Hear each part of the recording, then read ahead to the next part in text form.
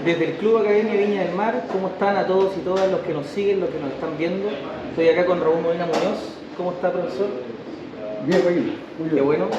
Bueno, Raúl Molina, uno de los miembros fundadores de nuestro Club Academia, más de 30 años enseñando ajedrez y siendo profesor de matemáticas también. Cuéntenos un poco, Raúl, ¿cómo empezó a interesarse en el ajedrez? ¿Cuáles fueron sus primeras relaciones con el deporte ciencia y ajedrez? Bueno, yo creo que como la mayoría de nosotros partimos en las casas. Mi papá jugaba ajedrez, llegaban amigos de él a jugar, entonces uno veía cómo estaban jugando y uno se interesaba por ellos. En algún minuto le pregunté si podíamos jugar a mi papá no pensó que yo ya algo había visto, conocía el nombre de las piezas y conocía algunos de los movimientos.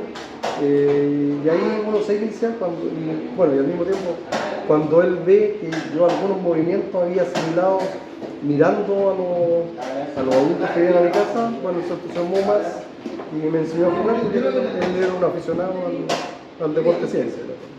Interesante, o sea, observando más que nada y jugando. Sí, que los veía, porque bueno, además mi papá tenía un tablero de madera con piezas que eran muy altas, que no había mandado a hacer especialmente.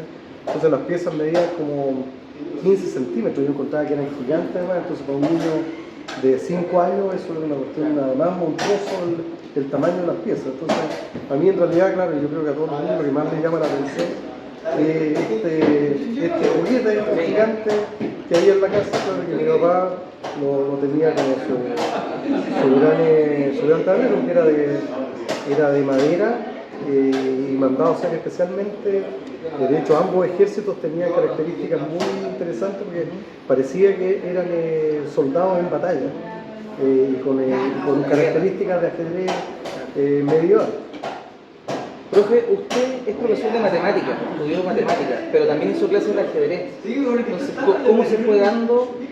¿Partió dedicándose a las matemáticas y después encontró un taller para hacer ajedrez? ¿Cómo fue que llegó a ser profesor de ajedrez?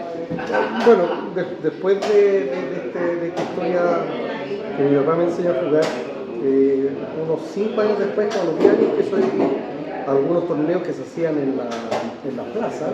Él me acompañaba. Y después un compañero de curso me dice que había una rama de ajedrez en el Ebro. Entonces me invitó a la rama, empecé a ir a jugar allá. Y claro, primero soy simplemente jugador de ajedrez. Después entro a la universidad, estudio no matemáticas, estudio informática. De hecho, de las primeras generaciones yo creo en mi país que estudiaron informática. Y mientras estaba en la universidad, empiezo a ir también muy seguido al club, juego mucho ajedrez también, era un ambiente como propicio, la Universidad de Santa María había muchos ajedrecistas, y el tema de hacer clases parte del club también muy joven, yo a los 17, 18 años que empiezo a... O sea, antes de la universidad ya hacía clases de ajedrez. No, pues yo entré a los 16 en la universidad, entonces es como más o menos simultáneo el tema que empiezo a hacer clases porque yo sentía que el club me faltaba como esa vertiente que era intentar que los chicos aprendieran mientras los que eran como los más antiguos no tenían veían el ajedrez un tema como de secreto, de que lo que ellos sabían era solo para ellos. Y de hecho, bueno, aprovecho el tema de esto de los viejos del club para preguntarle, porque quizás mucha gente no sabe. Uno en Viña puede ver gente jugando en algunas plazas, pero yo creo que la gente no conoce cuáles son las historias o cuál es la historia de los clubes de ajedrez en la región, en Viña del Mar. O sea, ¿cuántos clubes ha habido más o menos? ¿Se perteneció a alguno del siglo anterior? ¿Cómo son los clubes de ajedrez en Viña del Mar? ¿Qué los caracteriza? En la actualidad hay cuatro clubes, que están en el Paseo Caucilio, que bueno, hay dos, unos que están frente a lo que es San Miguel y otros que están en el interior del Paseo Caucilio. Ese sería un club, hay otro el CEPA ahí en la Universidad de Viña del Mar, está Chef Villa, y está el Club Academia de Viña del Mar, que es el alma mater de los clubes. El club que primero en los años 40 era el Club Academia, el Club de Ajedrez Viña del Mar. En los 60 se fusiona con la rama de ajedrez de Everton y pasa a ser parte del club de deporte en esa época de Everton. En el año 2005 se termina el club de deportes, esto pasa a ser una sociedad anónima, por lo tanto se crea ahí el club de ajedrez Iván Morovich, y actualmente los mismos que, y buena parte de los que conformamos ese club también ahora somos el Club Academia Ajedrez Viña del Mar, eso sucintamente.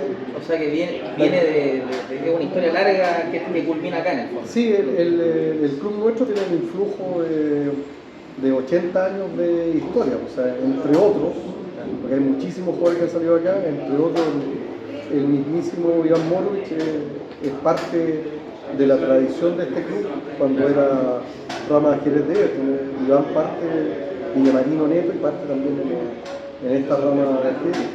¿Y tiene alguna anécdota que se haya vivido en esos clubes más antiguos, con uno se imagina como señores más viejos, más serios? Sí, era, no sé si tan serios, pero sí muy difícil que un joven se integrara rápidamente en el club. En general, tal como ahora se dice que el ajedrez es un deporte más de varones probablemente, hay pocas mujeres que juegan ajedrez.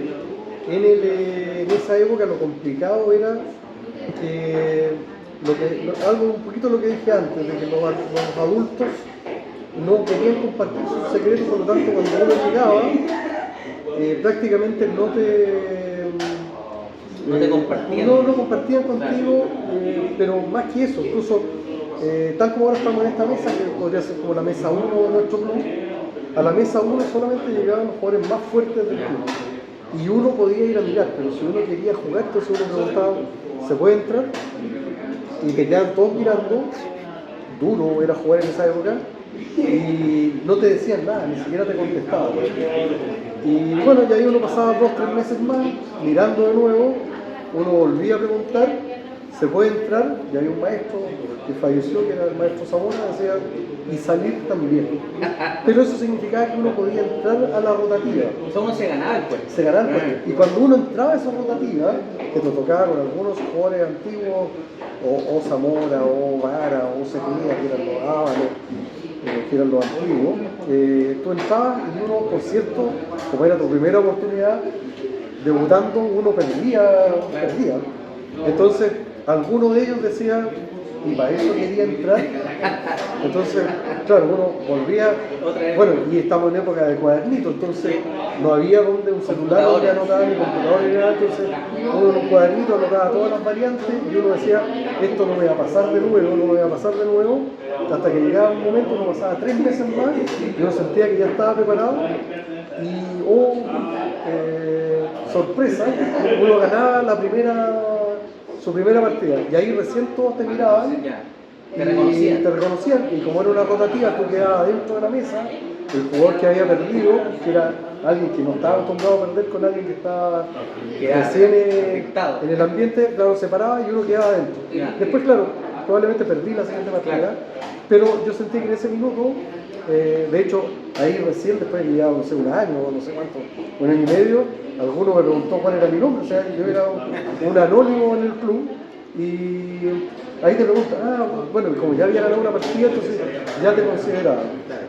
Y claro, pero era duro, probablemente un jugador actualmente se le pasara eso, se va, no vuelve. Lo otro es que se vaya y a lo mejor llega la mamá y reclama por maltrato infantil y te hubiera pasado algo medio complicado, pero yo ahí es donde voy a que hay un término que se ocupa mucho ahora, pero yo creo que es muy dable de comentar ahora.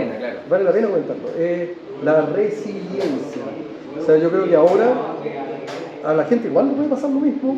Y claro, como tiene otras alternativas, puede que haga otra cosa, pero claro, aquí hay que ser perseverante. O sea, el ajedrez tiene una serie de virtudes que después las podemos comentar, sí. Pero una de ellas es este sentido, ¿cierto?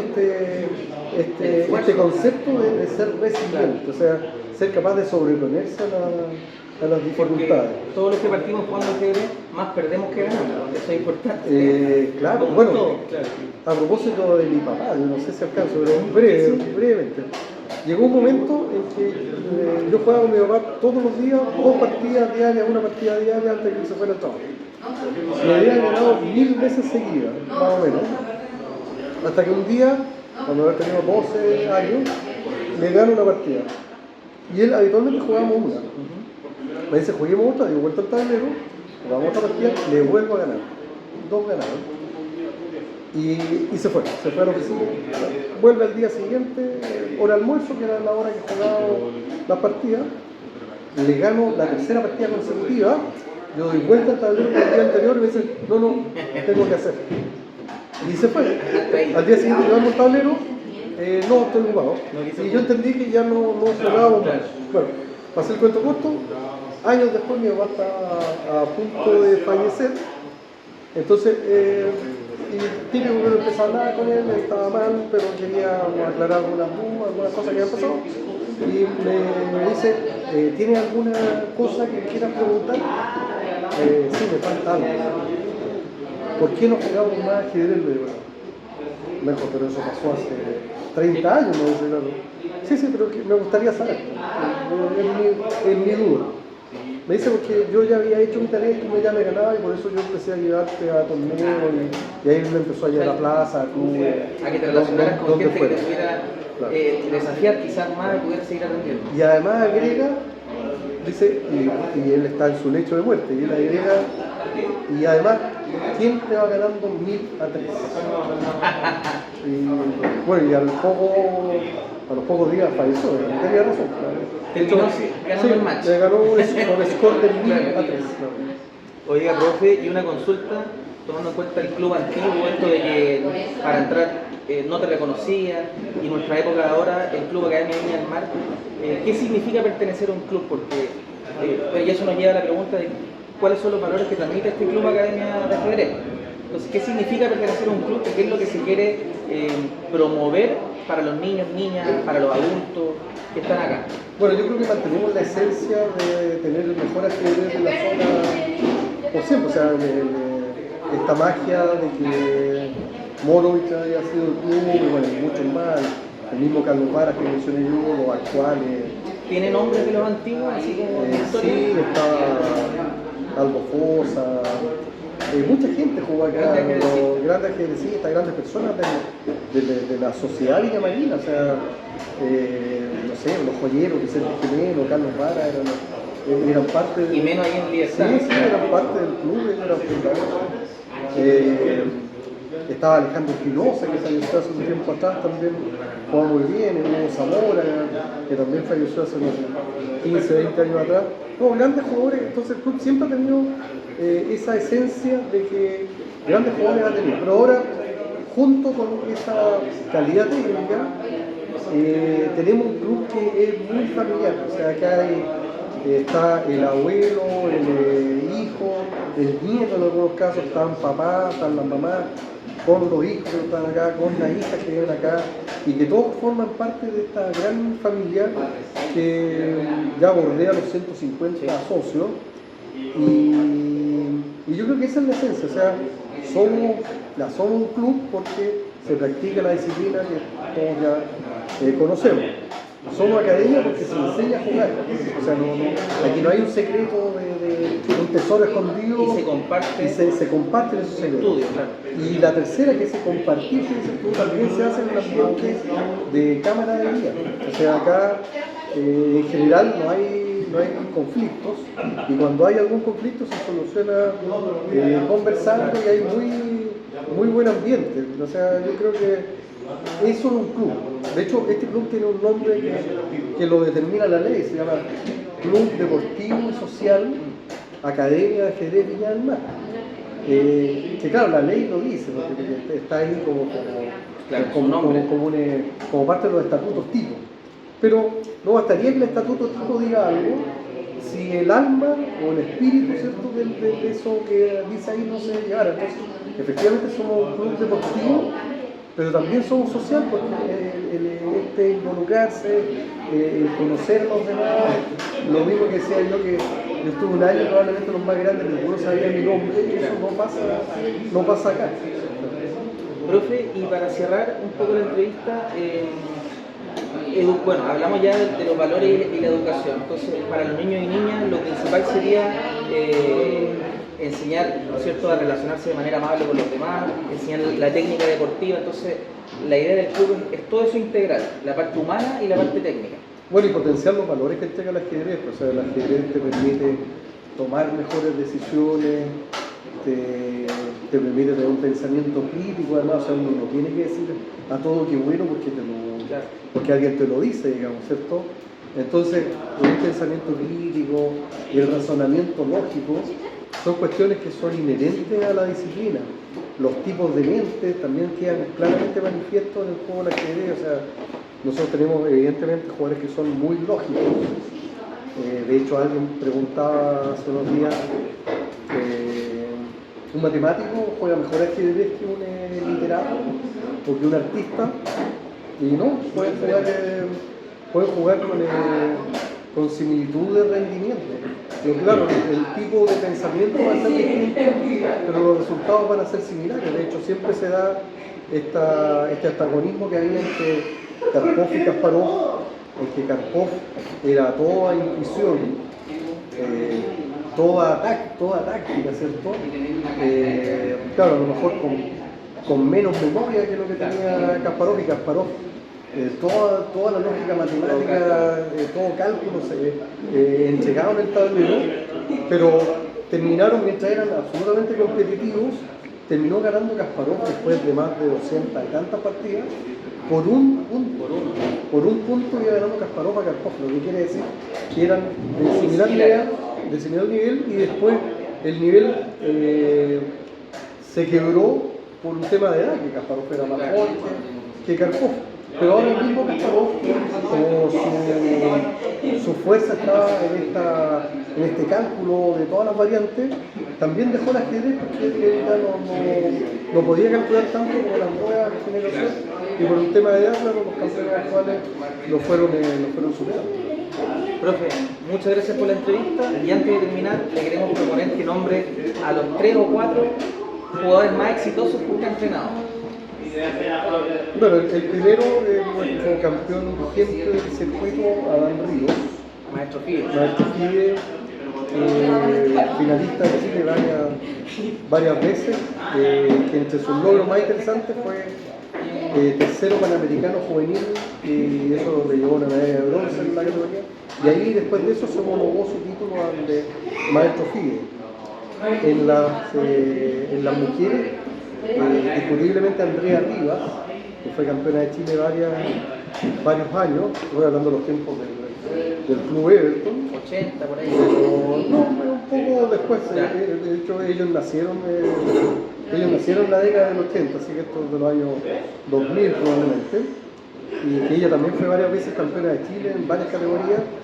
En el mismo Panamericano también salió tercera Panamericana, o sea, tuvimos en el club dos medallas de bronce Panamericanos en el mismo torneo, y que ahora, bueno, vive en Nueva Zelanda, y hace 8 o 9 años atrás fue la campeona nacional neozelandesa, y eso la hizo representar a Nueva Zelanda en la Olimpiada Mundial por equipo.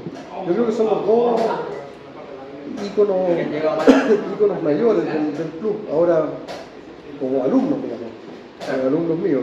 Y bueno, y hay varios que están como ahora que hay que esperar, pero tenemos estamos muy bien afectados porque hay muchos acá en el club que yo creo que podrían lograr esos resultados, y por qué no superarlos. Bueno, me queda también de las chicas, lo que hizo un tiempo atrás en sub 10, sub 12 y sub 14 Consuelo Villegas, ¿cierto? Que también fue campeona nacional en 3 categorías distintas, también un resultado notable. Y hay un jugador que ha venido poquito al club, que es José Luis Ríos Seco, el hermano de Fernán, que fue medallista de plata en un sudamericano escolar. Ya. Así que ahí tenemos 8 competencias continentales. Sí, resultados de carácter internacional. Como digo, pero creo que eso es parte de nuestros primeros 80 años de historia. Sí. Veamos ahora, y creo que tengo mucha confianza en los próximos 80 años que vamos a tener un mejor resultado, y vamos a tener jugadores en la elite mundial, como por ejemplo fue Iván Morovich. Espero yo que la trayectoria de Iván sirva de espejo para todas las nuevas generaciones. Bueno, profe, muchas gracias por la entrevista. Gracias, Joaquín.